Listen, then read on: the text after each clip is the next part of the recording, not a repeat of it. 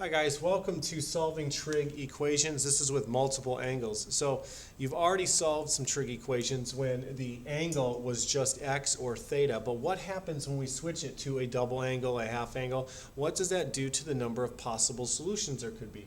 So in our first example, we're going to go ahead and solve 2 sine of 2x minus 1 equals 0, and we want to go from 0 to 2 pi. We're not going to include 2 pi. Okay? So the first thing I did was rewrite my equation, and then I added 1 to both sides, okay, and I got 2 sine of 2x equals 1. I divided each side by 2, and I get sine of 2x equals 1/2. Well, that means my angle, 2x, is going to equal the inverse of 1/2. So where does sine of x equal 1/2? Well, that means 2x equals pi over 6 and 5 pi over 6. But that's only true, that's for x. That's when we know that the angle that gives us the sine of 1/2 is pi over 6 and 5 pi over 6, which is only about halfway around the unit circle. It's not very far. We're somewhere in the, we're not even halfway there. We're almost halfway around the unit circle. We got to see how many solutions are on in the entire unit circle. So these solutions only give us get us about halfway to the unit circle. Are there any more solutions? So we have to look at that. Okay, so this is a double angle, so we need to go around the unit circle 2 times. So the general solution, if we think about it, was pi over 6 plus 2 pi n, and 5 pi over 6 plus 2 pi n, where n is the number of times around the unit circle. Now, whenever we look at those first two values, our n value is 0. We haven't gone around it. So the next thing we have to do is think about, well, what happens if I'm at pi over 6, 30 degrees, and I go 1 time around the unit circle? What does that give me? Or if I'm at 5 pi over 6, if I go 1 time around the unit circle, what does that get me? So n is the number of times around the unit circle. So I go ahead and plug 1 in.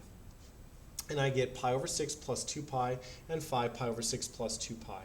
So when I combine these, making these the same denominator, I get 13 pi over 6 and 11 pi over 6. Okay, notice our radian, we want our answer to be less than 2 pi. Okay, so let's look at what we have now as our solutions. We would have 2x equals pi over 6, 5 pi over 6. Those were our first two. And then 11 pi over 6 and 13 pi over 6. But remember, these were for x when x equals 1/2.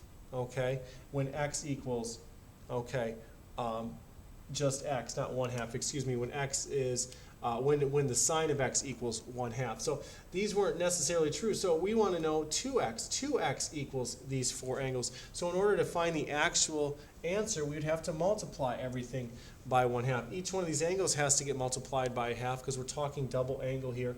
So our 4 answers that work are pi over 12, 5 pi over 12, 11 pi over 12, and 13 pi over 12. Those are the 4 answers that would be solutions to that equation.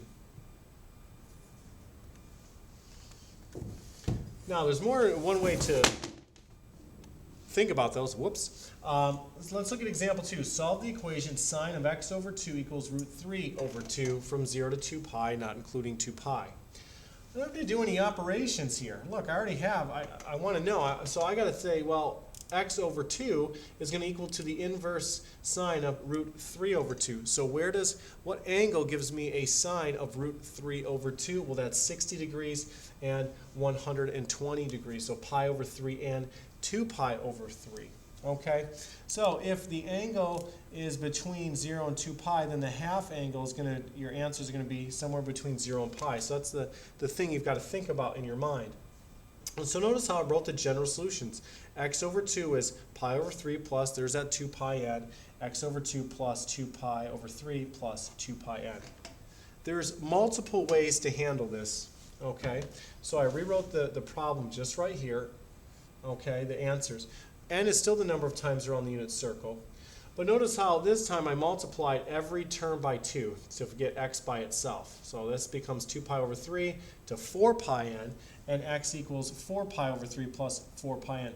So I quickly did this. Now I multiplied by 2. Now that's a little different in this example versus the other, the first example. Either way is going to be okay.